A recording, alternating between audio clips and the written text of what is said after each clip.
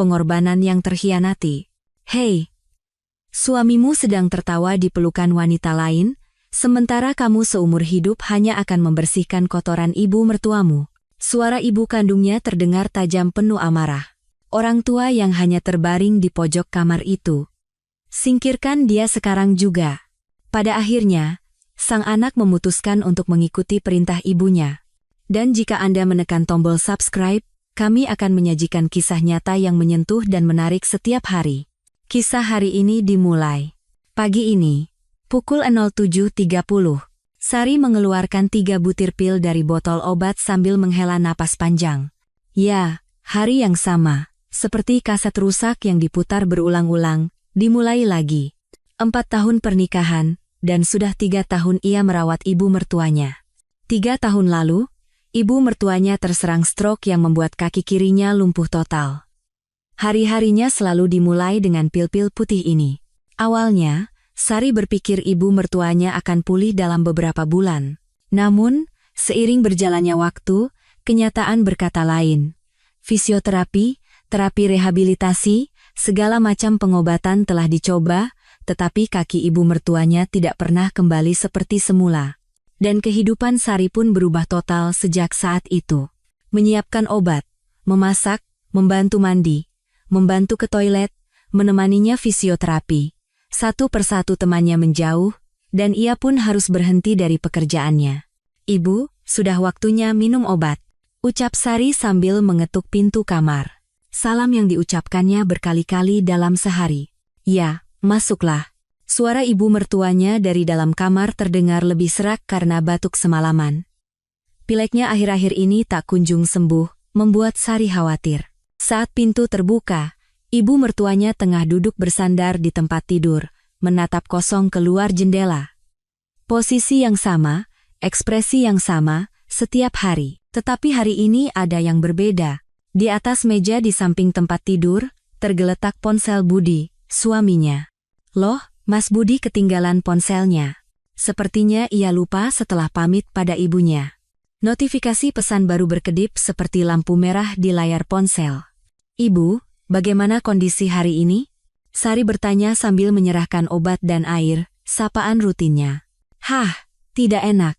Kaki kananku nyeri lagi, dan bahuku terasa berat seperti batu.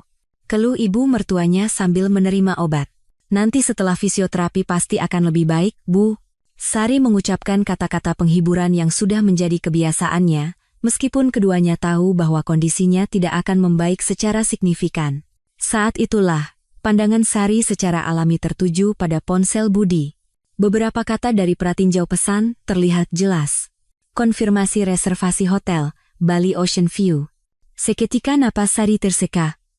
Hotel? Bali? Sari. Minta air lagi. Tenggorokanku kering sekali rasanya. Suara kesal ibu mertuanya menyentak telinganya. Ah, iya, Bu. Sebentar, saya ambilkan. Sari bergegas mengambil gelas kosong, tetapi matanya masih terpaku pada ponsel itu. Ia sedikit membungkuk untuk melihat lebih jelas. Pemesan, Budi Santoso. Pendamping, Diana Sari. Check-in hari ini, 15 Maret pukul 15.00, check-out 11 Maret pukul 11.00. Kepala Sari terasa kosong. Nama Diana Sari? Ia belum pernah mendengarnya sekalipun. Saat Budi bercerita tentang rekan kerjanya atau acara makan malam kantor, nama itu tidak pernah muncul. Dan yang lebih mengejutkan adalah tanggalnya, 15 hingga 17 Maret. Minggu depan. Budi bilang ia akan ada perjalanan dinas ke Surabaya dan kembali 3 hari kemudian. Katanya ke Surabaya, ternyata ke Bali dengan seorang wanita? Tangan Sari mulai gemetar. Sari, Ibu mertuanya berteriak marah. Iya, Bu. Saya ambilkan sekarang. Sari berlari terhuyung-huyung ke dapur.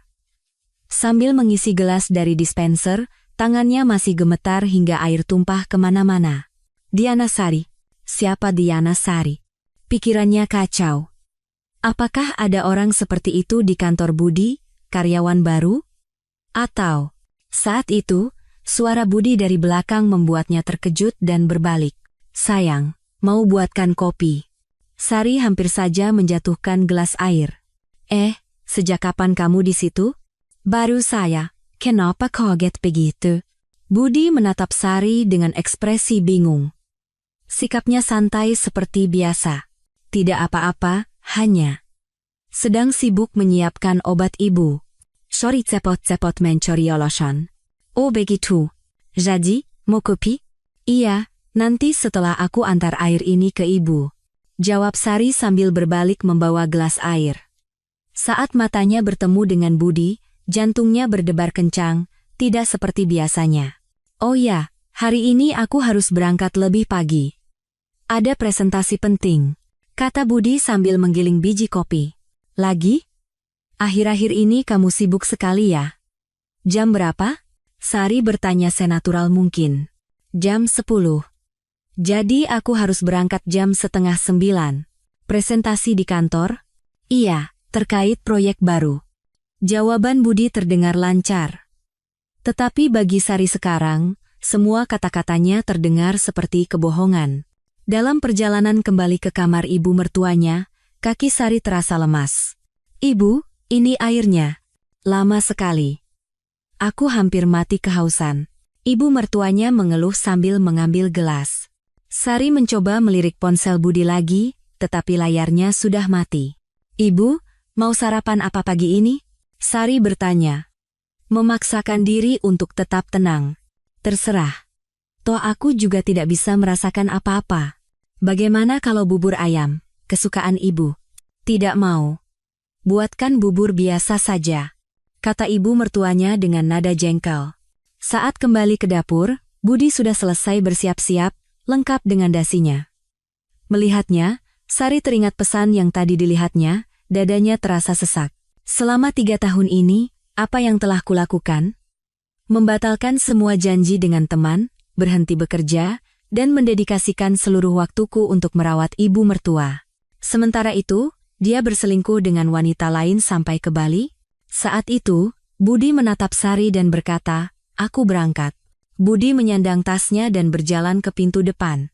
Iya, haci-haci. Suara Sari bergetar. Sepertinya ponselku tertinggal. Di mana ya? Budi bertanya sambil merogoh sakunya. Jantung Sari serasa berhenti berdetak. Oh, sepertinya di kamar ibu. Benar juga. Tadi pagi aku pamit lalu meninggalkannya di sana. Budi dengan santai masuk ke kamar ibu mertuanya dan mengambil ponselnya. Sari mengamati ekspresi Budi dengan tajam, tetapi tidak ada perubahan sama sekali. Kalau begitu, aku benar-benar berangkat. Mungkin akan pulang telat hari ini. Lembuh lagi? Bukan.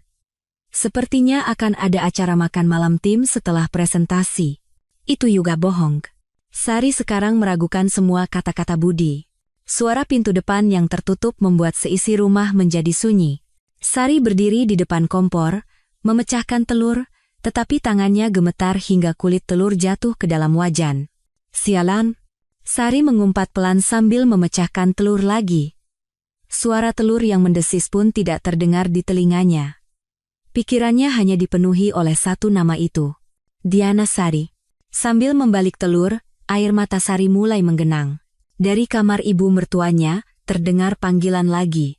Sari, toilet. Ija, Bu, sebentar lagi. Sari menyeka air matanya, mematikan kompor, dan bergumam, sekarang, apa yang harus aku lakukan? Malam itu, baru lewat pukul 11 malam suara pintu depan terbuka. Sari sedang duduk meringkuk di sofa ruang tengah, menatap kosong ke arah televisi. Sebuah sinetron sedang tayang, tetapi ceritanya sama sekali tidak masuk ke kepalanya. Sudah malam ya? Budi berkata singkat sambil melepas sepatunya di pintu. Bau alkohol yang lebih pekat dari biasanya menusuk hidungnya. Sari bertanya tanpa menoleh. Makan malam di kantor? Jawaban Budi acuh tak acuh. Sambil melepas dasi tanpa benar-benar menatap Sari, ia terlihat begitu cuek. Acara makan tim? Sari bertanya lagi. Oh, iya, semakan itu. Jawab Budi ambigu sambil berjalan menuju kamar, lalu berhenti. Ibu sudah tidur dari jam 9. Jawab Sari, matanya masih terpaku pada televisi. Budi tidak berkata apa-apa lagi dan masuk ke kamar. Suara pintu yang tertutup terdengar sangat keras. Sari bangkit dari sofa dan mengambil jas yang dilepas Budi. Di antara bau alkohol, tercium aroma parfum asing. Parfum yang tidak pernah dipakai Budi, aroma yang manis dan feminin. Keesokan paginya, Budi bangun 30 menit lebih awal dari biasanya. Saat Sari sedang menyiapkan sarapan, ia sudah selesai mencuci muka. Mau kopi, kan? Sari bertanya sambil menyiapkan cangkir. Tidak usah, aku minum di mobil saja. Budi melirik jamnya dan buru-buru mengikat dasi. Kenapa pagi sekali? Ada urusan? Ada apa pagi-pagi? Jawaban Budi terdengar ogah-ogahan. Ia bahkan tidak menatap mata Sari. Selesai jam berapa? Entahlah. Bisa jadi telat. Budi mengambil tasnya dan berjalan ke pintu. Telat lagi? Suara Sari terdengar kesal. Banyak pekerjaan, mau bagaimana lagi? Mengertilah, jawab Budi sambil memakai sepatunya. Pintu tertutup dan Sari duduk sendirian di meja makan, menggigit roti panggang yang sudah dingin. Mulutnya kering hingga roti itu sulit ditelan. Bahkan setelah minum susu, rasa hausnya tidak hilang. Waktu makan malam tiba, Budi belum juga pulang. Sari akhirnya makan malam berdua dengan ibu mertuanya. Budi hari ini telat lagi, ya? Ucap ibu mertuanya sambil meletakkan sendoknya dengan keras. Katanya ada acara makan tim, Bu. Sari berbohong. Setiap hari ada acara makan tim? Akhir-akhir ini dia terlalu sering pulang malam. Terdengar nada curiga dalam suara ibu mertuanya. Mungkin karena ada proyek besar, Bu. Proyek atau apapun itu, keluarga tidak boleh diabaikan. Ibu mertuanya menatap Sari tajam. Kamu tidak melakukan kesalahan, kan? Kenapa suamimu semakin malam pulangnya? Seorang istri harus bisa merawat rumah dengan baik agar suami betah di rumah. Kamu tidak tahu itu? Sari menggigit bibirnya. Semua itu terdengar seolah-olah ini adalah kesalahannya. Sari meletakkan sendoknya dan mengangkat kepala. Bukan seperti itu, Bu. Lalu apa? Apa normal pasangan baru menikah seperti ini? Kata-kata ibu mertuanya semakin tajam. Sari tidak tahan lagi dan bangkit dari kursinya. Kalau sudah selesai makan, biar saya bereskan. Ibu mertuamu sedang bicara. Tetapi Sari langsung masuk ke dapur. Malam semakin larut, Budi belum juga kembali. Sari duduk di sofa ruang tengah, menatap jam. Pukul 11, 12, lalu lewat jam 1 dini hari. Budi akhirnya pulang pada pukul 2 pagi. Masih dengan bau alkohol, ia membuka pintu dengan pelan. Sari pura-pura tidak mendengar dan tetap duduk di sofa. Budi melihat Sari, tetapi tidak berkata apa-apa dan langsung masuk ke kamar.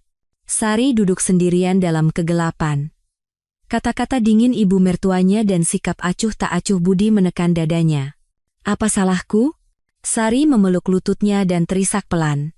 Selama 3 tahun ia telah melakukan yang terbaik, tetapi semuanya terasa seperti kesalahannya. Siang hari, bel pintu berbunyi. Sari sedang menyiapkan makan siang untuk ibu mertuanya. Siapa ya? Sari memeriksa interkom. Di layar terlihat wajah ibunya, Sumarni. Ibu? Sari membuka pintu dengan ekspresi terkejut. Tiba-tiba datang tanpa memberitahu, ada apa? Memangnya perlu alasan untuk mengunjungi anak sendiri? Sumarni mengangkat kantong belanjaan di tangannya. Ibu bawakan beberapa lauk. Ayo masuk. Sumarni duduk di sofa dan bertanya. Suamimu sudah berangkat kerja? Iya, sudah ke kantor. Jawab Sari sambil menerima mantel ibunya. Begitu masuk ke ruang tengah, Sumarni menatap wajah Sari lekat-lekat, kantung matanya hitam dan pipinya sangat tirus. Ya Tuhan, kamu kurus sekali. Kenapa jadi begini? Suara Sumarni terdengar tajam. Apa sih, Bu? Biasa saja kok. Sari mengelak sambil berjalan ke dapur. Sini sebentar. Sumarni menarik pergelangan tangan Sari dengan kasar. Sari meringis kesakitan. Aku harus menyapa ibu mertuamu dulu. Sari menunjuk ke arah kamar ibu mertuanya. Oh, baiklah. Sumarni mengangguk dan berjalan ke kamar ibu mertuanya. Permisi, Besan. Selamat siang. Sumarni menyapa dengan suara ceria saat membuka pintu. Oh, astaga. Besan datang. Silakan masuk. Silakan. Terdengar suara ramah ibu mertuanya. Sumarni masuk ke kamar dan berbasa-basi sebentar dengan ibu mertuanya. Namun, percakapan mereka tidak berlangsung lama. Sepertinya Sari terlihat sangat lelah akhir-akhir ini. Sumarni membuka percakapan dengan hati-hati. Ibu mertuanya terdiam sejenak, lalu menghela napas, "Saya juga khawatir. Akhir-akhir ini dia aneh sekali," jawab ibu mertuanya dengan suara pelan. Sumarni merasa tidak senang dengan respons dingin besannya, tetapi ia tidak bertanya lebih jauh. Setelah pamit dengan sopan, ia keluar dari kamar. Di ruang tengah, Sumarni menyuruh Sari duduk di sofa. "Sekarang, jujurlah. Ada apa?" Suara Sumarni terdengar langsung ke intinya. "Tidak ada apa-apa, Bu." Sari menggelengkan kepala. "Jangan bohong, ibu ini ibumu. Melihat kondisimu saja ibu sudah tahu." Sumarni mengguncang bahu Sari. Sari terdiam cukup lama. Ia hanya menggigit bibir sambil menatap lantai. Sepertinya Mas Budi punya wanita lain. Saat Sari akhirnya membuka mulut, wajah Sumarni menegang. "Apa? Beraninya bajingan itu?" "Ibu," kecilkan suaranya. Sari buru-buru menenangkan ibunya. "Kamu yakin? Aku melihat bukti reservasi hotel. Dipesan bersama wanita lain." Suara Sari bergetar. Sumarni mengepalkan tangannya dan menggeretakkan giginya. "Dasar anjing gila. Lalu, apa yang akan kamu lakukan?" "Aku tidak tahu. Aku tidak tahu harus berbuat apa," ungkap Sari sambil menunduk. Sumarni melirik ke arah kamar ibu mertuanya, lalu merendahkan suaranya. "Dengarkan ibu baik-baik. Kalau kamu terus hidup seperti ini, hidupmu akan hancur." Sumarni menggenggam tangan Sari erat. "Ibu membesarkanmu susah payah. Sampai kapan kamu mau hidup bodoh seperti ini? Tapi Bu, mengurus mertua, sementara suami selingkuh. Kamu hanya jadi pembantu di rumah ini. Apa ini kehidupan yang kamu inginkan?" Suara Sumarni terdengar penuh amarah. "Memangnya apa yang bisa saya lakukan?" ucap Sari dengan mata berkaca-kaca. Sumarni menatap tajam ke arah kamar ibu mertuanya lagi, lalu mendekat ke Sari. "Sari, orang tua yang terbaring di pojok kamar itu, beban sialan itu. Buang saja dia," bisik Sumarni. "Apa maksud ibu?" "Maksudku, ibu tidak mau lagi melihat hidupmu hancur karena perasaan kasihan yang tidak berguna itu." Tatapan mata Sumarni berubah menjadi dingin. Sari menatap ibunya, secara naluriah ia mundur. Kata-kata ibunya terasa sangat menakutkan. "Ibu, jangan bicara yang menakutkan seperti itu." "Menakutkan? Ini kenyataan. Kenapa hanya kamu yang tidak sadar?" Sumarni mencengkeram bahu Sari. "Suamimu sedang bersenang-senang dengan wanita entah berantah, dan kamu mau menghabiskan sisa hidupmu membersihkan kotorannya, menyuapinya makan? Apa itu rencanamu?" "Ibu," kata-kata Sumarni semakin kasar. "Coba pikirkan baik-baik. Masa mudamu membusuk di sini. Hanya ada satu cara untuk mengakhiri neraka ini." Sari tidak bisa menjawab. Sumarni menatap wajah Sari dan berkata, "Apapun pilihanmu, ibu akan mendukungmu. Akhiri hidup menyedihkan ini dengan tanganmu sendiri." Tanpa sadar, Sari merasakan pikiran gelap merayap dari lubuk hatinya. Sumarni tidak melewatkan perubahan ekspresi Sari. Seberkas cahaya aneh melintas di matanya, dan ia segera mengambil tasnya dan berdiri. Lauknya sudah ibu taruh di kulkas. "Ibu pulang dulu." "Sudah mau pulang?" "Iya. Kamu butuh waktu untuk menemukan jawabanmu sendiri." Sumarni mengelus kepala Sari. "Pikirkan baik-baik kata-kata ibu, kalau kamu terus seperti ini, hanya kamu yang rugi." Sari mengantar ibunya sampai ke pintu depan. Setelah pintu tertutup, Sari tidak bergerak dari tempatnya untuk waktu yang lama. Kalau saja orang tua itu tidak ada. Kata-kata ibunya terus terngiang di kepalanya. Pandangan Sari berhenti di depan pintu kamar ibu mertuanya. Di dalam hatinya, benih yang berbahaya dan gelap mulai berakar. Sari duduk di meja sudut sebuah kafe, menunggu seseorang. Ia tiba 10 menit lebih awal, tetapi penantian itu terasa begitu lama, ia menggigiti kukunya dengan cemas. Sari, Rina, temannya, melambaikan tangan dari pintu masuk kafe. Rina adalah rekan kerja Budi dan juga teman kuliah Sari. Rina, terima kasih banyak. Pasti sibuk ya? Sari berdiri untuk menyambutnya. Apa-apaan sih? Duduk. Rina meletakkan tasnya di kursi dan menatap wajah Sari dengan seksama. Hei, kenapa wajahmu begini, pucat sekali? Hanya sedikit lelah akhir-akhir ini. Astaga. Kita pesan minum dulu, baru bicara. Mau minum apa? Aku yang traktir. Tidak usah, biar aku saya. Sari hendak berdiri, tetapi Rina menahannya. Sudah, diam saja di situ. Dengan kondisi begini, mau pesan apa? Rina pergi ke konter dan memesan 2 cangkir americano. Nih, minum. Rina meletakkan kopi di depan Sari. Jadi, kenapa kamu mendadak ingin bertemu? Suaramu di telepon terdengar tidak baik. Tangan Sari yang memegang cangkir kopi bergetar. Setelah ragu sejenak, ia mulai berbicara dengan hati-hati.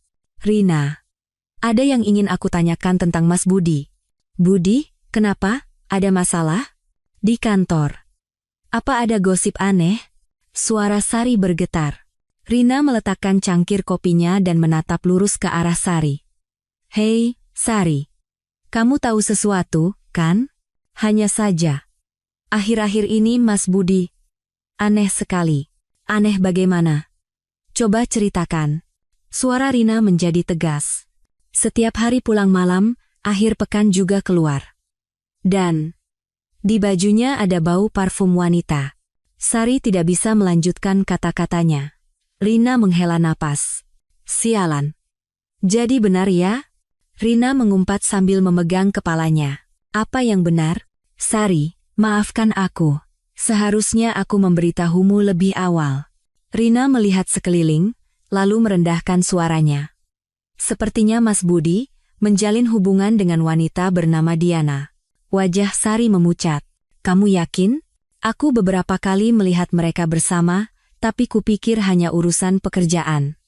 Tapi kemudian mulai terdengar gosip di mana-mana. Ucap Rina dengan suara penuh amarah. Sudah berapa lama? Gosipnya sudah beredar lebih dari 6 bulan. Aku juga awalnya mengira hanya pertemuan bisnis, ternyata bukan. Rina mengepalkan tangannya. Lalu sekarang bagaimana? Sepertinya mereka semakin sering terlihat bersama. Katanya mereka juga sering pergi dinas bersama. Mendengar kata-kata Rina, hati Sari hancur berkeping-keping. Wanita itu. Orang seperti apa dia? Diana. Manajer tim pemasaran. Orangnya sangat ambisius. Rina berdekak. Ambisius bagaimana? Dia tipe orang yang menghalalkan segala cara untuk sukses. Sebelum dengan Mas Budi, ada juga gosip dia bermain dengan pria beristri, tapi itu aku tidak tahu pasti. Sepertinya karena Mas Budi punya posisi bagus di kantor, dia menempel padanya. Ucap Rina dengan nada curiga. Maafkan aku, Sari. Seharusnya aku bilang dari awal, tapi karena aku juga tidak yakin, aku tidak berani bicara. Tidak apa-apa, Rina. Sari menggelengkan kepala, tetapi suaranya bergetar hebat. Apanya yang tidak apa-apa? Jangan menangis di sini. Rina memberikan tisu pada Sari. Sari, sekarang apa yang akan kamu lakukan? Aku tidak tahu. Sungguh tidak tahu.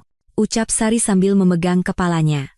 Karena ibu mertuaku sakit, aku tidak bisa berpikir jernih. Ah, benar juga. Ada masalah ibu mertuamu. Ekspresi Rina menjadi rumit. Itu masalah terbesarnya. Aku tidak bisa meninggalkan ibu sendirian. Sial, benar-benar buntu. Rina memukul meja. Rina, aku pamit dulu ya. Maaf sudah merepotkanmu hari ini, dan terima kasih banyak. Sari berdiri. Sudah mau pulang? Iya, harus pulang. Menyiapkan makan malam untuk ibu. Baiklah. Sari, yang kuat ya. Kalau ada apa-apa, langsung hubungi aku. Mengerti? Rina memeluk Sari erat. Dalam perjalanan pulang, Sari berjalan terhuyung-huyung, pikirannya kosong. Saat itu, ponselnya bergetar. Nomor tidak dikenal. Ia membuka pesan itu dan sebuah foto muncul. Foto Budi bersama seorang wanita asing. Budi merangkul pinggang wanita itu, dan keduanya tersenyum bahagia. Sari berhenti di tengah jalan. Tangan yang memegang ponsel bergetar hebat. Sebuah pesan lain masuk. Bagaimana? Serasi, kan? Kami sangat cocok, bukan? Tertanda, Diana. Dan pesan lainnya menyusul. Mas Budi bilang, dia khawatir kalau istrinya di rumah akan curiga. Jadi, sepertinya lebih baik saya beritahu langsung saja. Sekarang, mari selesaikan semuanya dengan bersih. Membaca pesan itu, Sari langsung terduduk di tempat. Harga dirinya yang tersisa hancur lebur. Orang-orang yang lewat menatapnya dengan cemas, tetapi Sari tidak merasakan apa-apa. Semuanya terasa telah berakhir. Malam itu pukul 11, Sari berdiri di depan kamar ibu mertuanya. Dari dalam kamar, terdengar suara napas yang teratur. Seberkas cahaya kecil dari celah pintu terbaring panjang di lantai. Sari perlahan meletakkan tangannya di gagang pintu. Sensasi logam dingin terasa di telapak tangannya. Ia ragu sejenak, lalu menarik tangannya kembali. Kembali ke ruang tengah, Sari terduduk di sofa dan memeluk lututnya. Sekarang, apa yang harus aku lakukan? Suara Sari menggema hampa di ruang tengah yang kosong. Ia mengeluarkan ponselnya lagi dan menatap foto yang dikirim Diana. Di wajah Budi, terpancar senyum bahagia yang belum pernah ia tunjukkan pada Sari. Ia bahkan tidak ingat kapan terakhir kali Budi menatapnya dengan ekspresi seperti itu. Ia membaca kembali pesan terakhir. Sekarang, mari selesaikan semuanya dengan bersih. Kata selesaikan menusuk hati Sari seperti pisau. Dirinya kini telah menjadi sesuatu yang harus diselesaikan. Kata-kata Rina kembali terngiang. Gosipnya sudah beredar lebih dari 6 bulan. Wajah Sari terasa panas. Memikirkan bagaimana wanita itu memandangnya, ia merasa tidak tahan. Istri bodoh itu. Wanita payah yang tidak sadar suaminya selingkuh selama 6 bulan. Saat itu, kata-kata ibunya, Sumarni, kembali berbisik di telinganya, hanya ada satu cara untuk mengakhiri neraka ini. Sari menggelengkan kepalanya. Ia mencoba menenangkan diri, mengatakan pada dirinya sendiri untuk tidak berpikir seperti itu. Namun, di sisi lain, amarahnya memuncak. Selama Sari berjuang merawat ibu mertuanya, Budi dengan bebas menghabiskan waktu dengan wanita lain. Bahkan, wanita itu mengejeknya. Sari mengepalkan tangannya. Kukunya menancap di telapak tangan, terasa sakit, tetapi rasa sakit itu justru menjernihkan pikirannya. Saat itu, terdengar suara batuk pelan dari kamar ibu mertuanya. Sari terkejut dan bergegas masuk. Ibu, apa ada yang tidak nyaman? Sari. Tenggorokan kuos. Minta air. Ucap ibu mertuanya sambil berusaha bangkit dari tempat tidur. Iya, Bu. Sebentar saya ambilkan. Sari mengambilkan air dari dapur dan menyerahkannya. Ini, Bu. Minum pelan-pelan. Setelah minum, ibu mertuanya meletakkan gelas dan menatap Sari tajam. Kamu, kenapa belum tidur malam-malam begini? Hanya. Tidak bisa tidur, Bu. Jawab Sari sambil duduk di samping tempat tidur. Ibu mertuanya menatap Sari sejenak, lalu berkata dengan tajam, wajahmu kenapa? Ada masalah? Tidak apa-apa, Bu. Saya baik-baik saja. Jawab Sari sambil menunduk. Apanya yang baik-baik saja? Tingkah lakumu akhir-akhir ini kacau sekali. Suara ibu mertuanya terdengar dingin. Maaf, Bu. Budi belum pulang lagi, ya? Selalu begini. Pekerjaan kantor sedang sibuk, Bu. Sibuk? Lalu untuk apa menikah? Hanya untuk menikah lalu tidak peduli? Kata-kata ibu mertuanya menusuk hati Sari. Bukan begitu, Bu. Bukan begitu bagaimana? Aku terbaring seperti ini, tentu saja Budi jadi malas pulang ke rumah. Ibu mertuanya menghela napas. Ibu, tentu saja. Pasangan muda pasti kesal karena ada orang tua lumpuh di rumah. Mendengar kata-kata ibu mertuanya, Sari kehilangan kata-kata. Keluarlah. Untuk apa kamu di sini malam-malam begini di depan kamarku? Ucap ibu mertuanya tanpa menatap Sari. Sari tidak bisa berkata apa-apa dan keluar dari kamar. Kembali ke ruang tengah, ia menatap keluar jendela. Awan menutupi bulan, lalu menyingkapnya kembali. Duduk di sofa, ia menatap ponselnya lagi. Meskipun ia telah menghapus foto dan pesan dari Diana, semua itu tidak bisa terhapus dari pikirannya. Jam menunjukkan lewat tengah malam. Budi masih belum pulang. Mungkin saat ini ia sedang bersama wanita itu. Sari bangkit lagi dan berjalan ke depan kamar ibu mertuanya.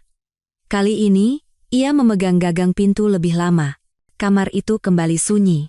Hanya suara napas teratur ibu mertuanya yang terdengar. "Sayang, sedang apa? Belum tidur?" Budi, yang baru saja masuk, bertanya saat melihat Sari berdiri di depan kamar ibunya. Bau alkoholnya pekat, tetapi ekspresinya tidak jauh berbeda dari biasanya. "Oh, tadi aku dengar suara ibu batuk," jawab Sari dengan suara gemetar. "Oh ya, apa beliau baik-baik saja?" Budi membuka sedikit pintu kamar ibunya. "Sepertinya sudah tidur." "Tadi batuk ya?" "Sepertinya sudah tidak apa-apa. Ayo kita tidur." Budi menepuk pundak Sari dengan ringan, tetapi Sari tidak bergerak dari tempatnya. "Kenapa? Ada masalah?" Budi menatap wajah Sari. "Tidak apa-apa, hanya..." Sari tidak bisa menyelesaikan kalimatnya. "Kamu aneh akhir-akhir ini." "Ada apa?" Suara Budi terdengar khawatir. "Aku hanya lelah." "Kalau lelah, seharusnya tidur lebih awal, bukan berdiri di sini," ucap Budi sambil melirik jam. Sari tidak menjawab, hanya mengangguk. "Ayo, besok pasti sibuk lagi." Budi memegang tangan Sari dan membawanya ke kamar tidur. Tetapi langkah Sari terasa sangat berat. Berbaring di tempat tidur, ia tidak bisa tidur. Sari menatap langit-langit dan berpikir. Foto dan pesan yang dikirim Diana, kata-kata dingin ibu mertuanya, nasihat tajam ibunya. Semuanya menekan Sari sekaligus. Budi sudah tertidur pulas, mendengkur keras. Sari membenci Budi yang bisa tidur begitu nyenyak. Sari perlahan membalikkan badan, memunggunginya. Di dalam selimut, ia mengepalkan kedua tangannya. Meskipun ia mencoba memejamkan mata, bayangan hitam yang menyebar di bawah kelopak matanya tidak mau hilang. "Aku harus membuat keputusan. Agar aku bisa bertahan hidup." Sebuah tekad yang gelap dan kuat mengendap di hatinya, seperti batu di dasar air. Dan Sari tahu. Besok siang, tekad itu mungkin akhirnya akan menjadi kenyataan. Keesokan paginya, Sari sedang menyiapkan sarapan untuk ibu mertuanya. Budi belum bangun. Hari ini adalah hari libur, jadi semalam ia minum sampai larut. Saat itu, ponsel Budi berdering. "Halo?" Sari berhenti di depan pintu kamar, mendengarkan. "Ah, Diana, pagi sekali." Jantung Sari serasa berhenti berdetak. "Iya. Sepertinya begitu. Semalam dia bertingkah aneh." Budi langsung terbangun. "Apa? Secepat itu menyuruhku menyelesaikannya?" Seluruh tubuh Sari membeku. "Itu. Tapi bagaimana? Panti jompo? Aku tidak pernah berpikir begitu." Sari menahan napas. "Memang kita akan bebas, tapi..." "Baiklah. Kalau begitu, dalam minggu ini, iya, lebih baik diselesaikan cepat." "Oke, aku mengerti. Nanti kita bicarakan lagi." Telepon ditutup. "Oh." Budi terkejut melihat Sari di depan pintu. Sejak kapan kamu di situ?" Bel teleponnya terus berbunyi, "Aku mau membangunkanmu," ucap Sari senatural mungkin. "Oh maaf, siapa tadi?" "Rekan kerja. Urusan mendadak." Budi mencari alasan. "Sarapan sudah siap, ayo makan." Sari berjalan ke dapur dan mengepalkan tangannya. "Kirim ke panti jompo, dan kita akan bebas. Selesaikan cepat dalam minggu ini." Bagi Budi dan Diana, ibu mertuanya hanyalah beban yang harus disingkirkan. Ibu mertua yang selama 3 tahun ini dirawat Sari dengan pengorbanan, mereka ingin membuangnya begitu saja. "Kalau begitu, aku juga." Sari bergumam pelan. Jika Budi bisa begitu mudahnya menyerah pada ibunya, Sari juga bisa. Bahkan, ia bisa memberikan kejutan yang lebih besar pada Budi. Jika ibu mertuanya menghilang, bagaimana perasaan Budi? Dan jika semua terjadi dengan cara yang sama sekali berbeda dari yang ia rencanakan? Sebuah senyum dingin tersungging di bibir Sari. Pukul 3 sore. Sari berdiri di depan pintu kamar ibu mertuanya. Di tangannya ada mantel dan selimut lutut milik ibu mertuanya. "Ibu, cuacanya bagus. Mau keluar sebentar?" ucap Sari sambil membuka pintu. Ibu mertuanya sedang duduk di dekat jendela, menatap keluar. Keluar? Tumben sekali. Menghirup udara segar, halang-halang, Bu. Sari mendorong kursi roda masuk. Malas di sini saja. Jawab ibu mertuanya acuh tak acuh. Sebentar saja, Bu. Pasti bosan kan di rumah terus. Apanya yang bosan? Keluar juga mau apa? Ucap ibu mertuanya kesal. Tapi sepertinya lebih baik menghirup udara segar, Bu. Sari membujuk dengan hati-hati. Aduh, merepotkan sekali. Memangnya harus keluar? Iya, Bu. Ayo keluar sebentar. Ada nada paksaan dalam suara Sari. Ibu mertuanya menatap Sari sekali, lalu dengan enggan mengangguk. Baiklah, baiklah. Kalau kamu memaksa, ya sudah. Sari membantu ibu mertuanya duduk di kursi roda dan memakaikan mantelnya, tangannya bergetar halus. Kita mau kemana? Tanya ibu mertuanya. Ke tempat yang tenang, Bu. Jawab Sari sambil memegang gagang kursi roda. Saat keluar dari pintu depan, angin sejuk berhembus. Ibu mertuanya menarik napas dalam-dalam. Ternyata keluar memang sejuk juga ya. Iya, kan? Pasti bosan di rumah terus. Sari mendorong kursi roda. Mereka meninggalkan jalan besar dan masuk ke sebuah gang kecil, tempat yang jarang dilalui orang. Hei Sari, kita mau kemana ini? Ibu mertuanya menoleh dan bertanya. Sebentar lagi, Bu. Ada tempat yang bagus. Suara Sari terdengar aneh. Tempat bagus? Apanya yang bagus di sini?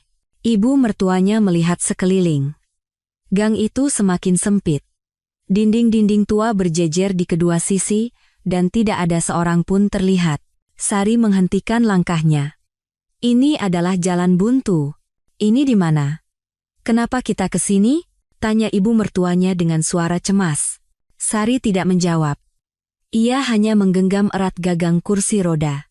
Sari, jawab, kenapa kamu diam saya? Ibu mertuanya memanggil lagi. Sari perlahan melepaskan tangannya dari gagang. Dari dalam dadanya, terdengar suara sesuatu yang robek. Ibu. Sari bergumam pelan. Hah? Apa? Kenapa kamu? Ibu mertuanya mencoba menoleh. Maafkan saya. Sari berbalik dan mulai berjalan keluar dari gang. Hei Sari. Kamu mau kemana? Suara ibu mertuanya terdengar dari belakang. Sari. Jangan tinggalkan aku di sini. Kamu mau kemana? Suara ibu mertuanya semakin keras. Sari mulai berlari. Napasnya terengah-engah, kakinya lemas. Jantungnya berdebar kencang, dan kakinya terasa seberat timah. Sari, Sari, bawa aku. Jeritan ibu mertuanya membentur dinding-dinding gang, menggema berkali-kali lipat. Sari ingin menoleh ke belakang, tetapi tidak bisa. Baru setelah sampai di jalan besar, ia berhasil berhenti. Ia bersandar di tiang listrik, terengah-engah. Langit cerah tanpa awan, sinar matahari menyilaukan, tetapi hatinya sedingin es. Sekarang, sudah berakhir. Satu kata itu keluar dari bibirnya yang kaku. Tetapi di telinganya, suara ibu mertuanya terus menggema. Sari, kembalilah. Jalan pulang terasa seperti terowongan tanpa ujung. Di setiap langkahnya, suara itu menempel seperti bayangan. Sesampainya di depan apartemen, lututnya terasa lemas. Di cermin lift, wajah Sari seperti patung gips tanpa kehidupan. Saat membuka pintu depan, rumah yang sunyi terasa asing. Begitu ia terduduk di lantai ruang tengah, suara roda kursi roda yang menggesek kerikil terus terngiang. Sari menutupi wajahnya dengan kedua tangan. Telapak tangannya perlahan basah. Apa yang telah kulakukan? Satu kalimat itu buyar bersama napasnya yang terisak. Jalan untuk kembali sudah tidak ada lagi. Sari tetap duduk di lantai ruang tengah, tidak bisa bangkit. Matahari terbenam dan kegelapan turun, tetapi ia tidak berani menyalakan lampu. Hanya cahaya lampu jalan yang samar-samar masuk melalui jendela. Di telinganya, suara roda kursi roda yang menggesek kerikil dan suara ibu mertuanya yang memanggilnya terus berputar. Ia memeluk lututnya, meringkuk, dadanya terasa semakin sesak. Hanya suara detik jam yang menggema di rumah yang sunyi. Tik, tok, tik, tok. Waktu seolah berhenti. Sari memeriksa ponselnya dengan tangan gemetar. Tidak ada pesan dari Budi. Tidak ada telepon yang menanyakan ibu mertuanya. Dia belum tahu, sebuah suara lirih bergema di dalam hatinya. Saat itu terdengar suara air dari dapur. Tetes, tetes, tetes. Sari terkejut dan menoleh. Apa aku tidak menutup keran dengan benar? Pikirnya. Ia bangkit terhuyung-huyung dan pergi ke dapur. Keran air sudah tertutup rapat. Tetapi suara tetesan air terus terdengar. Halusinasi pendengaran di kepalanya. Apa aku mulai gila? Sari bergumam pelan. Ia mencoba mengambil air dari kulkas, tetapi tangannya gemetar hebat hingga hampir menjatuhkan gelas. Setelah berhasil minum seteguk air, ia kembali ke ruang tengah. Tanpa sadar, ia duduk di sofa tempat ibu mertuanya biasa duduk. Dari bantal sofa, terasa seolah-olah kehangatan tubuh ibu mertuanya masih tertinggal. "Ah!" Sari berteriak dan langsung bangkit. Ia menatap keluar jendela. Kegelapan telah menyelimuti. Memikirkan ibu mertuanya sendirian kedinginan di suatu tempat di gang itu, hatinya terasa seperti diiris-iris. Tidak, berhenti berpikir. Sari menjambak rambutnya sendiri dan berteriak. Tetapi pikirannya hanya dipenuhi oleh ibu mertuanya. Apa selimut lututnya terpasang dengan baik, dia tidak membawa obatnya. "Sari, kembalilah." Suara ibu mertuanya kembali terngiang di telinganya. Sari menutup kedua telinganya dengan tangan. "Hentikan! Hentikan!" Saat itu, terdengar suara kunci pintu digital dari pintu depan. Bip bip bip bip bip. Seluruh tubuh Sari membeku. Budi sudah pulang. Jauh lebih awal dari biasanya. "Loh, kenapa gelap begini? Tidak ada orang di rumah?" Budi berteriak dari pintu depan. Sari bergegas menekan saklar lampu ruang tengah. Cahaya yang tiba-tiba terang membuat matanya perih. Kenapa tidak menyalakan lampu? Budi masuk ke ruang tengah dan menatap Sari dengan aneh. "Oh, aku lupa menyalakannya," jawab Sari dengan canggung. "Ibu mana?" Pandangan Budi mengarah ke kamar ibu mertuanya. Jantung Sari berdebar kencang. Tenggorokannya kering hingga suaranya tidak bisa keluar dengan baik. "Jalan-jalan. Keluar. Jalan-jalan. Jam segini?" Budi melirik jam dan mengerutkan kening. Sudah hampir jam 8. "Sebentar lagi juga pulang." Suara Sari bergetar. Budi mengamati ekspresi Sari dengan seksama. Tatapannya penuh curiga. "Pergi dengan siapa?" Sendirian." "Sendirian?" Dengan satu kaki yang tidak bisa digerakkan, naik kursi roda, sendirian? Suara Budi menjadi tajam. "Ibu ingin sekali keluar, jadi." Sari menjawab dengan terbata-bata. "Kemana?" "Hanya keliling kompleks." "Keliling kompleks sendirian? Kamu tidak sedang berbohong, kan?" Budi melangkah mendekati Sari. Sari tidak bisa menjawab. Bibirnya hanya bergetar. Budi berjalan cepat ke kamar ibu mertuanya. Ia menyalakan lampu dan memeriksa seisi kamar dengan teliti. Jangan-jangan ibu keluar tanpa minum obat? Budi keluar sambil membawa botol obat. Di dalamnya, obat yang seharusnya diminum malam ini masih utuh. "Ini apa? Ibu keluar tanpa minum obat?" Suara Budi bercampur amarah. Katanya hanya sebentar." "Sebentar? Sampai selarut ini belum pulang?" Budi berteriak. "Sebenarnya ibu pergi kemana?" Sari tidak menjawab dan lari ke dapur, tetapi Budi langsung mengikutinya. "Jawab. Katakan di mana ibu." Aku juga tidak tahu." Sari menangis dan berteriak. Budi menatap Sari lekat-lekat. Tatapannya penuh curiga dan amarah. "Kamu menyembunyikan sesuatu, kan?" "Tidak."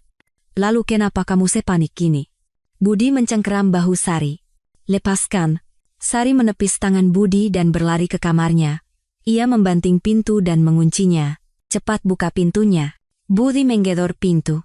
"Tidak mau." Sari berteriak sambil merebahkan diri di tempat tidur.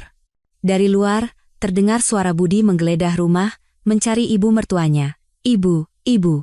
Suara jeritan Budi menggema di seluruh rumah. Sari membenamkan wajahnya di bantal. Air mata dan ingus bercampur menjadi satu. Apa yang telah kulakukan?" Sari terisak. Dari luar, Terdengar suara Budi menekan bel tetangga, mencari ibu mertuanya. Dada Sari terasa hancur, dan napasnya semakin sesak. Semuanya telah sampai pada titik di mana tidak ada jalan untuk kembali. Keesokan paginya pukul 6, bel pintu berbunyi tajam. Sari, yang tidak tidur semalaman, masih meringkuk di sofa. Budi bergegas ke pintu dan membukanya. 2 orang berseragam polisi berdiri di sana. Dengan Bapak Budi Santoso? Seorang polisi muda bertanya sambil menunjukkan kartu identitasnya. Iya, benar. Silakan masuk. Saya yang melapor. Budi telah melaporkan hilangnya ibunya. Melihat kedatangan polisi, punggung Sari terasa dingin. Napasnya sesak, tetapi ia harus berpura-pura tenang. Budi mempersilakan polisi masuk ke ruang tengah. Sejak kapan ibu Anda tidak ada di rumah? Seorang polisi yang lebih tua bertanya sambil mengeluarkan buku catatan. Sejak kemarin sore sekitar jam 3. Jawab Budi. Tolong sebutkan usia dan ciri-ciri fisik orang yang hilang. Usia 70 tahun, 3 tahun lalu terserang stroke yang menyebabkan kelumpuhan pada bagian bawah tubuh sebelah kiri. Apakah ada obat yang rutin diminum atau penyakit bawaan? Iya, beliau minum obat tekanan darah dan pencegah stroke kambuh. Tidak boleh terlewat sehari pun. Suara Budi terdengar khawatir. Polisi itu menatap Sari. Apakah Nyonya mendengar sesuatu? Sari dengan susah payah bangkit. Kakinya lemas hingga terhuyung. Katanya mau jalan-jalan.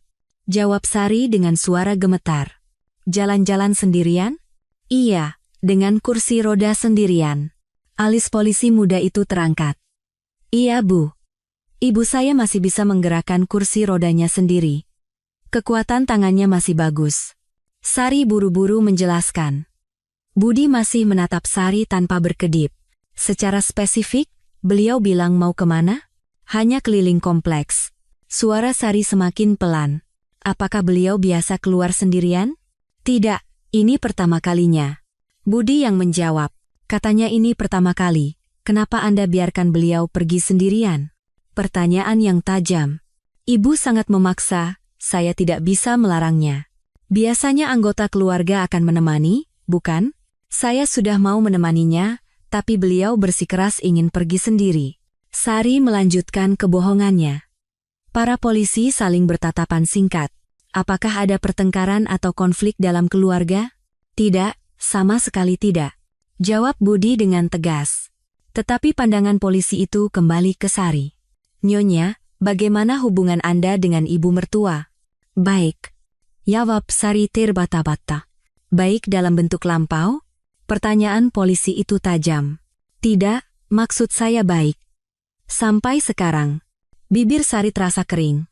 Lalu kenapa Anda hanya melihat ibu mertua Anda pergi sendirian?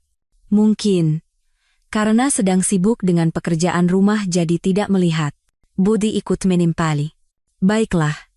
Kami akan memulai pencarian di sekitar sini. Jika ada kabar, segera hubungi kami. Baik, Pak. Setelah polisi pergi, Budi menutup pintu dan perlahan mendekati Sari. Kamu benar-benar tidak tahu apa-apa, kan? Suaranya pelan tapi dingin. Aku tidak tahu. Sari menghindari tatapannya. Tidak tahu? Kamu bilang tidak tahu? Budi mencengkram bahu Sari. Ibu bersikeras mau pergi sendiri, bagaimana aku bisa melarangnya? Seharusnya kamu ikuti. Aku sudah mau mengikutinya, tapi beliau tidak mau. Tidak mau? Kenapa? Katanya ingin sendiri. Merasa jenuh. Jadi kamu biarkan saja? Suara Budi meninggi. Memangnya aku harus bagaimana? Tidak mungkin aku paksakan? Aku juga sedih. Kata-kata Sari bohong, tetapi suaranya terdengar meyakinkan. Budi menyipitkan matanya. Benarkah? Benar. Aku juga khawatir setengah mati. Sari menepis tangan Budi dan pergi ke dapur. Budi menatap Sari sejenak, lalu mengepalkan tangannya. Sialan. Budi memukul dinding dan masuk ke kamarnya. Sari bersandar di wastafel dapur. Napasnya terengah-engah. Seteguk air dingin tidak bisa menghilangkan dahaga di tenggorokannya. Sekarang bagaimana, kalau polisi mulai menyelidik? Pikiran Sari kacau. Pukul 2 siang, Ibu Parmi, tetangga lantai bawah, menekan bel rumah Sari. Saat pintu terbuka, Ibu Parmi berdiri dengan wajah cemas yang terlihat di antara kerutan wajahnya. Sari, sudah ada kabar tentang ibumu? Belum, Bu. Suara Sari terdengar lemas. Aduh, gawat ini. Boleh ibu masuk? Silakan, Bu. Sari mempersilakan Ibu Parmi masuk ke ruang tengah. Tadi polisi bolak-balik ke sini, ucap Ibu Parmi sambil duduk di sofa. Iya, tadi pagi mereka datang. Tapi begini, Sari.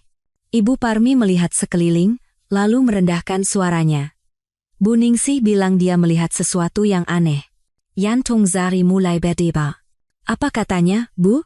Kata Bu Ningsih, kemarin sore ada sebuah mobil yang parkir lama di gang itu. Lama? Iya, lebih dari 1 jam. Mesinnya tidak dimatikan, terus menyala. Sepertinya ada orang di dalam, seperti sedang menunggu sesuatu. Pandangan Ibu Parmi menatap tajam wajah Sari. Sekitar jam berapa itu, Bu? Sekitar jam 7 malam. Waktu itu dia sedang jalan-jalan setelah makan malam. Sari menelan ludah. Saat itu, bel pintu berbunyi lagi. Saat Sari membuka pintu, Ibu Ida, pemilik warung makan di ujung gang, berdiri terengah-engah. Sari, ada apa, Bu? CCTV warungku. Mungkin ibu mertuamu terekam di sana. Wajah Sari seketika menegang. CCTV? Iya, aku pasang di depan warung. Ini harus segera ditunjukkan ke polisi. Saat Ibu Ida mengeluarkan ponselnya, Sari buru-buru menahannya. Tunggu sebentar, Bu. Kenapa? Harus cepat dilaporkan. Biar kita periksa dulu saya. Suara Sari bergetar. Ibu Parmi, yang mendengar percakapan dari ruang tengah, mendekat. Ada apa ini? CCTV-nya mungkin merekam ibu mertuanya Sari. Ucap Ibu Ida dengan bersemangat. Kalau begitu harus segera dilihat. Ayo. Ibu Parmi langsung berdiri. Ayo kita pergi. Sari hendak ikut. Saya ikut. Tidak usah. Kamu tunggu di sini. Siapa tahu ibumu pulang. Ibu Ida melambaikan tangan. Iya, biar kami yang periksa dan kabari. Setelah keduanya pergi, Sari menutup pintu dan bersandar di dinding. Kakinya lemas, dan ia terduduk di lantai. 30 menit kemudian, Ibu Ida kembali sambil berlari membawa ponselnya. Sari, hibau. Ada apa, Bu? Aku sudah periksa CCTV-nya, dan benar-benar terekam. Jantung Sari serasa copot. Ibu mertuamu terekam sedang di kursi roda. Begitu ya. Tapi anehnya, beliau sendirian. Tidak terlihat ada yang mendorong. Sari menghela napas lega. Berarti beliau benar-benar pergi sendiri ya? Entah pergi sendiri atau tidak, tapi di CCTV gang itu, beliau sendirian. Dan ada yang lebih aneh lagi. Ibu Ida mendekat ke Sari. 20 menit kemudian, terekam seseorang lari keluar dari gang itu. Seluruh tubuh Sari membeku. Lari keluar? Iya, pakai hoodie. Wajahnya tidak terlihat, tapi sepertinya perempuan muda. Oh, begitu. Aneh sekali kan? Aku harus segera lapor polisi. Ibu Ida mulai menelepon 112. Sari tidak bisa mencegahnya lagi. Pukul 6 sore, saat Budi pulang, sebuah mobil polisi sudah terparkir di depan gedung. Sari melihat pemandangan itu dari jendela, seluruh tubuhnya gemetar.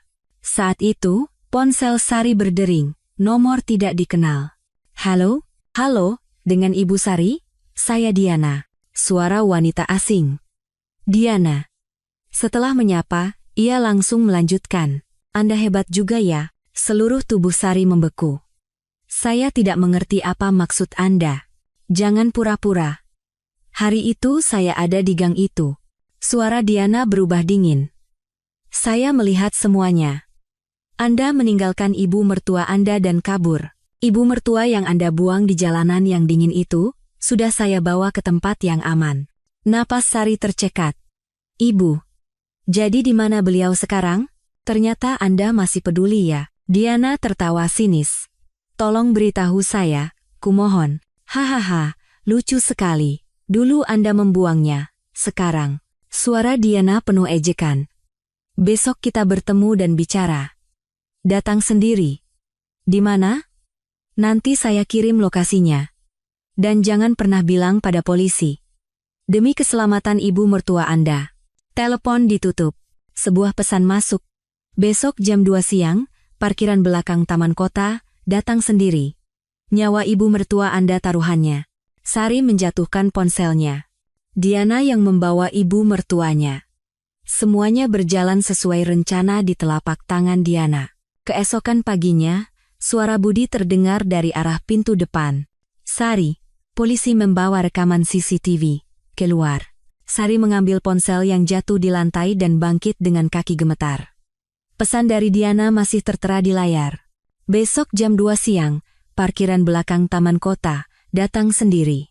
Sari buru-buru menghapus pesan itu dan pergi ke ruang tengah. Budi masuk bersama 2 orang polisi, salah satunya membawa tablet. Silakan duduk, Bu. Polisi muda itu mempersilakan Sari duduk di sofa. Hasil analisis CCTV hari ini sudah keluar. Tolong lihat video ini. Polisi itu menyalakan layar tablet. Di layar, terlihat sosok berhoodie, meskipun buram, keluar dari gang. Dilihat dari waktunya, ini sekitar 20 menit setelah ibu mertua Anda hilang. Jantung Sari berdebar, tetapi ia merasa sedikit lega. Sosoknya sendiri tidak terekam. Apakah Anda kenal orang ini? Saya tidak tahu. Sari menjawab dengan susah payah. Hoodie-nya menutupi wajahnya, jadi sulit diidentifikasi. Tapi dari postur tubuhnya, sepertinya wanita muda. Polisi itu memperbesar gambar. Budi menatap layar dengan saksama. Apa ada orang yang kamu kenal memakai hoodie seperti ini? Budi bertanya pada Sari. Aku tidak tahu. Sari menggelengkan kepala. Tetapi ada yang aneh, polisi yang lebih tua angkat bicara. Orang ini mendorong kursi roda ibu mertua Anda dan memasukkannya ke dalam mobil. Napas Sari terseka. Nomor plat mobilnya teridentifikasi? Tanya Budi. Tertutup sebagian, hanya terlihat beberapa angka. Kami harus terus menyelidikinya. Apa ada hubungannya dengan ibu saya? Kemungkinan besar. Waktunya terlalu cocok. Polisi itu menutup tabletnya. Kami akan merilis video ini ke media untuk mencari saksi. Wajah Sari memucat. Lakukan saja, Pak. Mungkin akan ada saksi lain yang muncul. Lalu, apa ibu saya bisa ditemukan lebih cepat? Tanya Sari dengan suara gemetar. Kami harap begitu. Setelah polisi pergi, Budi menatap Sari. Kamu tidak apa-apa? Apanya? Akhir-akhir ini kamu sangat aneh. Apa karena masalah ibu? Tatapan Budi penuh curiga. Tentu saja. Ibu hilang. Bagaimana bisa aku tidak cemas? Tapi kecemasanmu berbeda. Seperti kamu menyembunyikan sesuatu. Budi mendekati Sari. Ada yang kamu sembunyikan dariku, kan? Tidak ada. Baiklah. Aku mau keluar sebentar. Ucap Budi sambil memakai jaketnya. Kemana? Aku mau menyusuri jalan yang ibu lewati. Ucap Budi sambil memakai sepatunya. Kenapa? Polisi kan sudah mencari di sana. Tetap saja, siapa tahu. Aku harus melihatnya sendiri agar tenang. Suara Budi terdengar khawatir. Iya, aku harus ke sana. Siapa tahu ada petunjuk lain. Budi membuka pintu. Mau ikut? Tidak. Kamu di rumah saja. Siapa tahu ibu menelepon. Budi berhenti sejenak. Kalau ibu pulang, langsung telpon aku ya. Iya, baiklah. Pintu tertutup dan Sari sendirian. Dari jendela, Sari melihat Budi berjalan ke arah gang. Dia benar-benar pergi mencari? Sari bergumam. Dadanya terasa semakin berat. Ia tahu Budi tidak akan menemukan apa-apa di gang itu. Setelah Budi pergi, bel pintu berbunyi. Rina, teman Sari dan rekan kerja Budi, datang. Sari, ada hal penting yang mau aku bicarakan. Sekarang, ini tentang Diana. Sangat penting. Sari membukakan pintu dan Rina masuk. Ekspresinya serius. Sari, wajahmu kacau sekali. Tidak tidur semalaman ya? Tidak bisa tidur. Pantas saja. Pasti berat sekali karena masalah ibu mertuamu. Duduk di ruang tengah, Rina mengeluarkan sebuah amplop dari tasnya. Sari, sepertinya kamu harus melihat ini. Rina menyerahkan amplop itu pada Sari. Apa ini? Data tentang Diana. Ada fakta yang sangat mengejutkan. Sari membuka amplop dan mengeluarkan beberapa lembar kertas. Salinan artikel koran dan putusan pengadilan. Ini apa? Masa lalu Diana. Aku jelaskan sambil kamu baca. Sari membaca artikel itu. Diana Sari. Terdakwa kasus penipuan investasi. 3 tahun lalu, dia terlibat sebagai kaki tangan dalam kasus penipuan investasi. Untungnya hanya divonis percobaan. Benarkah? Bagaimana kamu bisa mendapatkan data ini? Temanku kerja di perusahaan pengecekan kredit. Aku minta tolong padanya, dan hasilnya ternyata serius. Rina menunjuk ke dokumen berikutnya. Tapi ada yang lebih parah. Diana mendekati Budi bukan karena suka. Ini semua sudah direncanakan. Apa maksudmu? Dia mengincar harta keluarga Budi. Wajah Sari menegang. Bagaimana kamu tahu? Ada teman dekatku di tim Diana. Dia yang mendengar ceritanya. Rina merendahkan suaranya. Diana sering membual kalau ibu mertua Budi punya banyak properti. Apartemen di Menteng, beberapa ruko. Dan dia tahu persis kalau semua harta itu akan jatuh ke tangan Budi setelah ibunya meninggal. Sari membuka kembali dokumen-dokumen itu. Tangannya gemetar. Wanita ini benar-benar. Bukan itu saja. Ada yang lebih mengerikan. Rina mengeluarkan sebuah alat perekam kecil dari tasnya. Dengarkan ini. Benar-benar gila. Rina memutar rekaman itu. Terdengar suara seorang wanita. Kalau saja Ibu Budi tidak ada, semua akan lebih mudah. Suara wanita lain menyahut. Lalu mau bagaimana? Hanya masalah waktu. Toh usianya sudah tua dan badannya sakit-sakitan. Suara wanita pertama terdengar dingin. Tapi kan ada menantunya. Wanita itu bukan masalah. Dia hanya ibu rumah tangga yang tidak tahu apa-apa. Polos, jadi lebih mudah. Sari memberi isyarat agar Rina mematikan rekaman itu. Ia tidak mau mendengarnya lagi. Kapan ini direkam? Sekitar seminggu yang lalu. Aku tidak sengaja mendengarnya bicara di telepon di toilet kantor. Rina memasukkan kembali alat perekam ke tasnya. Sari. Wanita ini sangat berbahaya. Dia benar-benar seorang kriminal berencana. Benar-benar wanita berbahaya.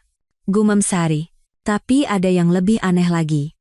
Rina semakin merendahkan suaranya. Diana akhir-akhir ini sangat tertarik dengan kasus hilangnya ibu mertuamu. Wajah Sari memucat. Rekan kerjanya itu tidak sengaja mendengar telepon Diana. Dia terus bertanya pada seseorang, bagaimana penyelidikan polisi? Ada perkembangan baru? Seperti itu. Bertanya pada siapa? Itu dia tidak tahu. Tapi Diana tahu detail sekali tentang hilangnya ibu mertuamu. Jantung Sari berdebar kencang. Kenapa begitu? Menurutku, dia ada hubungannya dengan ini. Rina menatap Sari dengan cemas. Ada hubungannya? Aku tidak tahu. Tapi jelas mencurigakan. Kenapa dia begitu peduli dengan urusan keluarga orang lain? Rina memegang tangan Sari. Sari, apa? Ada hal lain yang kamu tahu tentang masalah ibu mertuamu? Sari tidak bisa menjawab pertanyaan Rina. Ia terdiam cukup lama, hatinya berkonflik. Setelah beberapa saat, ia perlahan membuka mulut. Rina, seandainya seseorang berada dalam situasi yang sangat putus asa, menurutmu pilihan apa yang bisa ia ambil? Suara Sari bergetar. Rina menatap Sari lekat-lekat. Apa maksudmu? Hanya penasaran. Sari, kamu percaya padaku, kan? Apapun masalahnya, ceritakan padaku. Aku akan bantu. Ucap Rina sambil berdiri mengambil tasnya. Terima kasih, Rina. Ini sangat membantu. Aku hubungi lagi nanti ya, Sari. Setelah Rina pergi, Sari duduk sendirian di ruang tengah, menatap kembali dokumen-dokumen itu. Rencana Diana terasa semakin jelas. Setelah Rina pulang, Sari berjalan ke kamar ibu mertuanya. Saat Sari pergi, polisi bersama Budi telah menggeledah kamar itu, dan jejaknya masih tersisa. Pintu lemari terbuka, laci-laci setengah keluar. Sari menatap sekeliling kamar. Tempat tidur tempat ibu mertuanya berbaring, meja dengan botol obat, semuanya masih seperti semula. Saat hendak merapikan laci di samping tempat tidur, ia melihat laci paling bawah keluar sepenuhnya. Ketika mencoba memasukkannya kembali, ada sesuatu yang mengganjal. Sari merogoh ke dalam dan menemukan sebuah kantong plastik terselip di belakang laci. Sepertinya terlewat oleh polisi. Saat membuka kantong itu, di dalamnya ada buku tabungan dan beberapa dokumen. Sepertinya disembunyikan oleh ibu mertuanya. Yang pertama adalah buku tabungan atas nama ibu mertuanya. Di sampulnya tertulis Wati Subroto. Saat Sari membukanya, ia terkejut. Saldonya lebih dari 1,2 miliar rupiah. Uang sebanyak ini, tetapi yang lebih mengejutkan adalah riwayat transaksinya. Selama 6 bulan terakhir, sejumlah besar uang terus ditarik. Penarikan Budi Santoso rupiah, Rp50.000. Penarikan Budi Santoso, Rp30.000. Penarikan Budi Santoso rupiah, Rp200.000. Semuanya ditarik oleh Budi. Budi mengambil uang dari rekening ibu. Tangan Sari bergetar. Dokumen berikutnya lebih mengejutkan lagi. Sebuah memo tulisan tangan ibu mertuanya. Budi mengambil uang dari rekeningku. Awalnya kupikir ada keperluan mendesak, tapi terlalu sering dan terlalu banyak. Sepertinya karena wanita bernama Diana itu. Aku merasa sangat bersalah pada Sari, tidak tahu harus bagaimana. Tanggal memo itu sebulan yang lalu. Sari terus memeriksa dokumen-dokumen itu. Berikutnya adalah laporan penggunaan rekening dari bank. Rincian penggunaan kartu kredit ibu mertuanya oleh Budi. Pembayaran hotel mewah Rp12.000. Pembayaran butik merek ternama Rp8.000. Cicilan mobil Rp33.000. Leng. Semua sepertinya pengeluaran untuk Diana. Beraninya dia. Sari gemetar karena marah. Budi memanfaatkan kondisi ibu mertuanya yang tidak bisa memeriksa sendiri untuk mengambil uangnya. Dan uang itu digunakan untuk berselingkuh dengan Diana. Sari terus mencari, dan lebih banyak bukti muncul. Ada juga dokumen pinjaman atas nama ibu mertuanya yang diajukan oleh Budi, pinjaman sebesar 300 juta rupiah. Tujuannya, modal usaha, tetapi jelas uang itu diberikan pada Diana. Sampai 300 juta? Sari mencoba menghitung berapa banyak uang yang telah diambil Budi. Uang tunai dari rekening 300 juta, penggunaan kartu 100 juta, pinjaman 300 juta, total lebih dari 700 juta rupiah. Seluruh kekayaan ibu mertuanya perlahan-lahan terkuras. Saat itu, sebuah memo terakhir dari ibu mertuanya menarik perhatiannya. Budi, ibu tahu kamu menggunakan uang ibu untuk berselingkuh dengan wanita bernama Diana itu. Selama 6 bulan terakhir kamu mengambil banyak uang untuk diberikan padanya. Biaya hotel, hadiah, bahkan mobil. Apa kamu pikir ibu tidak tahu karena lumpuh? Laporan rekening dari bank datang semua. Ibu juga tahu kamu diam-diam menggunakan kartu ibu dan mengambil pinjaman 300 juta atas nama ibu. Alasan ibu diam selama ini adalah karena ibu memikirkan luka yang akan diterima Sari. Anak baik ini sudah berkorban merawat ibu selama 3 tahun, sementara kamu menggunakan uang itu untuk selingkuh. Ibu merasa sangat malu. Sari, maafkan ibu. Alasan ibu bersikap dingin padamu selama ini adalah karena ibu terlalu malu dengan perbuatan anakku. Setiap kali melihatmu, ibu merasa bersalah, jadi ibu pikir lebih baik bersikap kejam. Agar nanti jika kamu dan Budi berpisah, kamu bisa pergi dengan bebas dan tenang karena sudah membenci ibu sejak sekarang. Ibu tidak punya keberanian untuk memberitahumu bahwa Budi berselingkuh dengan uang ibu. Maafkan ibu karena tidak bisa melindungimu. Budi, ibu sendiri yang akan menyelesaikan semua ini. Berhenti memberikan uang pada Diana dan berhenti selingkuh. Sari, jika ibu tidak bisa memberikan surat ini langsung padamu, gunakan dokumen-dokumen ini untuk menuntut Diana. Kamu tidak pantas diperlakukan seperti ini. Ketahuilah bahwa sikap dinginku adalah karena rasa bersalah. Sari tidak bisa menahan air matanya lagi. Ibu mertuanya, hingga akhir, masih mengkhawatirkannya. Saat itu, terdengar suara kunci pintu dari depan. Budi sudah pulang. Sari buru-buru memasukkan dokumen-dokumen itu ke dalam kantong plastik dan menyembunyikannya di balik bajunya. Buku tabungan ia kembalikan ke belakang laci. Budi membuka pintu kamar dan masuk. Sedang apa? Budi bertanya sambil melihat sekeliling. Sedang merapikan kamar ibu. Jawab Sari sambil berdiri. Tatapan Budi menjadi tajam. Merapikan? Apa? Barang-barang yang diberantakan polisi. Jawab Sari senatural mungkin. Apa kamu menemukan sesuatu yang aneh? Budi mendekati Sari. Tidak ada. Tidak ada apa-apa. Sari menggelengkan kepala. Penaka? Budi memeriksa laci satu persatu. Sungguh. Sari merasa tegang, menyadari dokumen yang disembunyikan di balik bajunya. Budi memeriksa sampai ke bawah tempat tidur, lalu terlihat lega. Oh, kalau begitu, tidak apa-apa. Budi hendak keluar kamar, lalu berhenti. Oh ya, Sari. Iya? Apa kamu pernah melihat buku tabungan ibu, atau semacamnya? Jantung Sari serasa berhenti berdetak. Buku tabungan apa? Hanya. Sepertinya aku harus mulai mengurus aset ibu. Ibu bahkan belum ditemukan. Kenapa sudah bicara soal aset? Sari menimpali dengan tajam. Budi terkejut sejenak, tetapi segera berpura-pura tenang. Hanya untuk berjaga-jaga. Setelah Budi keluar, jantung Sari berdebar kencang.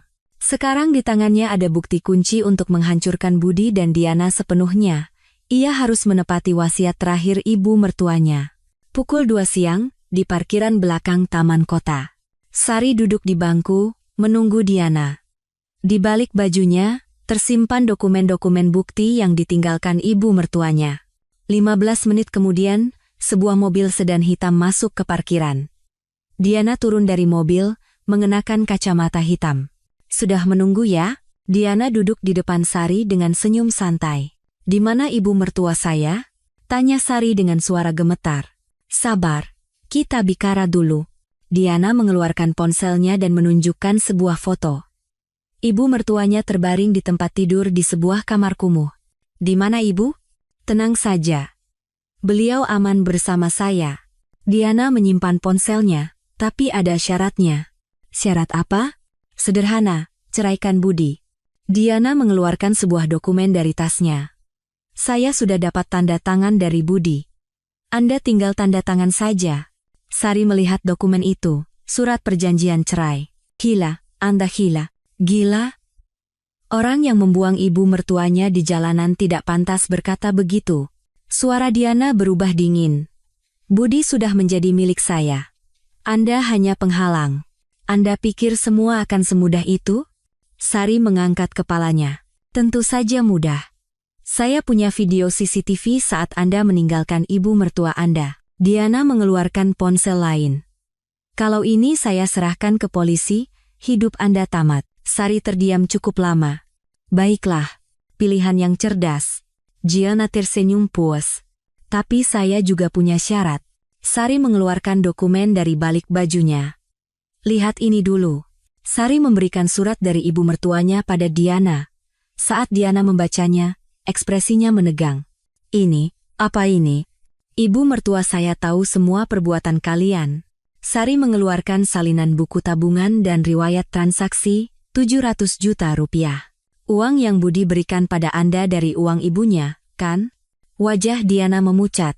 Dan ini juga. Sari mengeluarkan data masa lalu Diana yang diberikan Rina. Ternyata Anda punya catatan kriminal penipuan juga ya. Diana mencoba merebut dokumen itu, tetapi Sari menghindar. Ini hanya salinan. Aslinya ada di tempat lain. Dasar rubah betina. Diana menggeretakkan giginya. Sekarang pilih. Beritahu lokasi ibu mertua saya dan menghilang dengan tenang, atau silakan pergi ke kantor polisi sendiri. Suara Sari terdengar tegas. Anda juga akan ditangkap karena menelantarkan orang tua. Saya tidak peduli. Saya sudah siap. Sari mengangkat ponselnya. Tinggal tekan 112 dan selesai. Diana menatap Sari tajam cukup lama, lalu menghela napas. Ibu mertuamu itu benar-benar alot ya. Di mana ibu mertua saya? 10 menit dari sini, di sebuah kamar kos. Saya akan tuliskan alamat dan kode pintunya. Diana menuliskan alamat dan kode pintu. Meskipun ini berakhir, Budi tetap akan menjadi milikku. Itu urusan Budi yang memutuskan. Ucap Sari sambil berdiri. Dan Diana. Apa? Bukti-bukti ini, besok akan saya serahkan ke polisi. Wajah Diana menegang. Beraninya kamu. Ini harga yang harus kalian bayar, karena telah mengancam saya dan ibu mertua saya. Sari berbalik dan berjalan pergi. Diana hanya bisa berdiri di tempat, mengepalkan tangannya. Kos-kosan Pelita, lantai 2, kamar 203. Saat Sari membuka pintu, ibu mertuanya sedang terbaring di tempat tidur. "Ibu." Sari berlari hendak memeluknya, tetapi ibu mertuanya memalingkan wajah. "Untuk apa kamu kesini?" Suara ibu mertuanya bergetar. Sari tidak bisa berkata apa-apa. "Apa ibu sebegitu beratnya menjadi beban untukmu? Apa kamu begitu berharap ibu lenyap?" "Bukan, Bu. Bukan begitu." Sari berlutut. "Lalu apa? Apa kamu pikir dengan tubuh seperti ini, aku bisa mendorong kursi roda pulang sendiri?" Suara ibu mertuanya penuh amarah. "Maafkan saya, Bu. Saya benar-benar minta maaf." Sari menunduk dan menangis. "Apa cukup dengan maaf? Aku menunggu di gang yang dingin itu, ketakutan, berharap kamu akan kembali menjemputku." Ibu mertuanya menatap Sari tajam. "Lalu aku diseret oleh orang tak dikenal dan disekap di sini sampai sekarang." Sari tidak bisa mengangkat kepalanya karena rasa bersalah. "Ibu, kamu juga sudah lelah padaku, kan? Jujur saja." Ibu mertuanya menghela napas. "Anak muda merawat orang tua sepertiku, salahku sendiri menahanmu selama ini." "Bukan begitu, Bu." Sari mengangkat kepalanya. "Kenapa ibu tidak bilang bahwa Mas Budi mengambil banyak uang untuk wanita itu?" "Saya sudah membaca surat ibu." Ekspresi ibu mertuanya berubah kaget. "Surat? Semua bukti yang ibu tinggalkan. Penggelapan dana oleh Mas Budi, identitas wanita bernama Diana itu, saya tahu semuanya." Sari menunjukkan dokumen-dokumen itu. "Dan saya juga tahu kenapa ibu bersikap begitu dingin pada saya. Sekarang saya mengerti." Ibu mertuanya melihat dokumen itu, lalu menangis. "Sari, ibu juga pasti berat, kan? Melihat anak sendiri berbuat seperti itu, bagaimana bisa memberitahu menantunya?" Sari memegang tangan ibu mertuanya. "Karena merasa bersalah, ibu jadi bersikap lebih kejam, kan?" Ibu mertuanya menggenggam tangan Sari erat. "Maafkan ibu, Sari. Saya juga minta maaf, Bu, karena telah meninggalkan ibu dan kabur." Keduanya saling berpelukan dan menangis. Malam itu, saat kembali ke rumah, Budi sudah menunggu. "Ibu." Budi berlari ke arah ibunya, tetapi ibunya menolaknya dengan dingin. "Beraninya kamu muncul di hadapanku." "Ibu, ini salah paham." "Salah paham. Mengambil 700 juta uangku diam-diam dan memberikannya pada pelacur itu kau sebut salah paham?" Wajah Budi menegang. "Bagaimana ibu? Aku tahu semuanya. Memiliki anak sepertimu adalah aib bagiku." Ibu mertuanya memutar kursi rodanya dan masuk ke kamar. "Sari, tolong jelaskan." Budi mendekati Sari. "Apa yang perlu dijelaskan? Anda berselingkuh dengan uang ibu, Anda lebih tahu daripada saya." "Kamu tahu semuanya?" "Sari, aku benar-benar minta maaf. Tapi ada alasannya." "Alasan? Alasan apa yang membuat Anda menipuku selama 6 bulan dan mengambil 700 juta rupiah?" Suara Sari menajam. "Sari, ayo kita bicara lagi." "Bicara? Hanya ada satu hal yang perlu dibicarakan, yaitu perceraian," ucap Sari dengan tegas. "Saya tidak mau lagi hidup seperti ini dengan Anda." Budi terdiam cukup lama, lalu mengangguk. "Baiklah, aku salah." 3 bulan kemudian, perceraian mereka disahkan di pengadilan. Budi divonis 2 tahun penjara atas kasus penggelapan dalam keluarga. Diana divonis 3 tahun penjara atas kasus penyekapan, pengancaman, dan turut serta dalam penipuan. Setelah semuanya berakhir, Sari pindah ke sebuah apartemen kecil bersama ibu mertuanya. Mereka memutuskan untuk hidup tenang dengan sisa harta ibu mertuanya. "Sari, kamu tidak menyesal?" tanya ibu mertuanya saat makan malam. "Menyesal apa, Bu?" "Karena kamu jadi bercerai." "Bukan karena ibu, ini pilihan saya." Sari meletakkan lauk di piring ibu mertuanya. "Tetap saja. Anak muda sepertimu pasti sulit hidup sendiri." "Aku tidak sendiri, Bu. Kan ada ibu." Ibu mertuanya memegang tangan Sari. "Terima kasih, Sari. Saya yang berterima kasih, Bu. Karena telah membuat saya mengerti arti keluarga yang sesungguhnya." Di luar jendela, salju turun. Tapi kali ini, tidak terasa dingin. Sari telah melakukan kesalahan yang tidak bisa diperbaiki, tetapi kesalahan itu pada akhirnya membawanya menemukan kebenaran. Meskipun situasinya tidak sempurna, kini mereka bisa memulai hubungan yang nyata tanpa kebohongan. Keluarga baru Sari dan ibu mertuanya telah dimulai. 2 tahun kemudian, Sari bekerja di sebuah panti reda, merawat para lansia penderita demensia. Ibu mertuanya, berkat rehabilitasi yang tekun, sudah bisa berjalan dengan bantuan tongkat. Sari, hati-hati bekerja ya, ucap ibu mertuanya saat mengantar Sari berangkat. Iya, Bu. Nanti malam saya usahakan pulang cepat. Pelan-pelan saja. Ibu mau nonton sinetron sama Nenek Dono. Ibu mertuanya kini sudah akrab dengan para lansia di lingkungan sekitar. Di panti, Sari sedang membantu seorang nenek di kursi roda makan. Nenek, makan pelan-pelan ya. Terima kasih, Sari. Andai aku punya menantu sepertimu. Mendengar ucapan nenek itu, Sari tersenyum pahit. Saat makan siang, Mita, rekan kerjanya, mendekati Sari. Sari, bagaimana kalau Kencan buta hari ini? Orangnya baik sekali, loh. Aku belum kepikiran, Mit. Sampai kapan mau begini terus? Ibu mertuamu juga menyuruhmu menikah lagi kan? Sari menggeleng. Aku nyaman seperti ini. Berdua dengan ibu saja sudah cukup. Saat itu, terjadi keributan di lobi panti. Seseorang berteriak-teriak. Saat Sari keluar, Budi berdiri di sana. Mantan suaminya, yang baru ia lihat lagi setelah 2 tahun. Sari. Budi berlari ke arah Sari. Anda sedang apa di sini? Tanya Sari dengan suara dingin. Bagaimana kabar ibu? Bukan urusan Anda. Sari, aku benar-benar sudah introspeksi. Tidak bisakah kita memulai lagi? Suara Budi terdengar memohon. Oh, Anda sudah bebas ya? Baiklah. Sari, tolong beri aku satu kesempatan lagi. Mas Budi. Sari memotong perkataan Budi. Urusan kita sudah selesai di pengadilan 2 tahun lalu.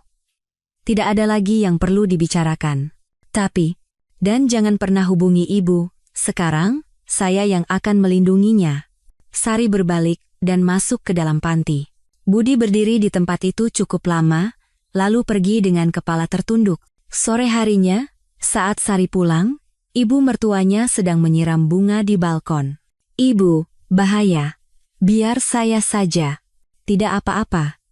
Sekarang aku sudah bisa sendiri, ucap ibu mertuanya sambil tersenyum. Hari ini Budi datang, kan? Sari terkejut. Bagaimana ibu tahu? Tadi Pak RT telepon. Katanya dia membuat keributan. Ibu mertuanya menghela napas. Dia bilang apa? Tidak ada yang penting. Saya suruh pergi saja. Maafkan ibu, Sari, karena anakku. Ini bukan salah ibu. Sari duduk di samping ibu mertuanya. Sari. Iya, Bu? Apa? Kamu masih mencintai Budi? Sari berpikir sejenak. Saya tidak tahu, Bu. Bahkan saya tidak yakin apakah dulu pernah mencintainya. Kalau begitu, sudahlah. Ibu mertuanya memegang tangan Sari. Sekarang, yang penting kamu bahagia. Saya bahagia sekarang, bersama ibu. Tetap saja, suatu saat nanti kamu harus bertemu orang baru. Ibu mertuanya mengelus kepala Sari. Nanti saja dipikirkan, Bu. Malam itu, Sari sedang menatap bintang di balkon. Ibu mertuanya sudah tidur. Ia teringat hari itu, 2 tahun yang lalu. Gang tempat ia meninggalkan ibu mertuanya dan berlari. Keputusasaan dan amarah saat itu. Tetapi sekarang, ia tidak menyesal. Tanpa pilihan itu, ia tidak akan pernah tahu kebenarannya, dan tidak akan bisa membangun keluarga yang sesungguhnya. Bagaimana cerita hari ini, para pendengar? Jika ada yang mendengarkan sampai akhir, tolong tinggalkan komentar selesai mendengarkan. Kami akan kembali dengan kisah yang lebih baik. Semoga hari Anda selalu damai. Terima kasih.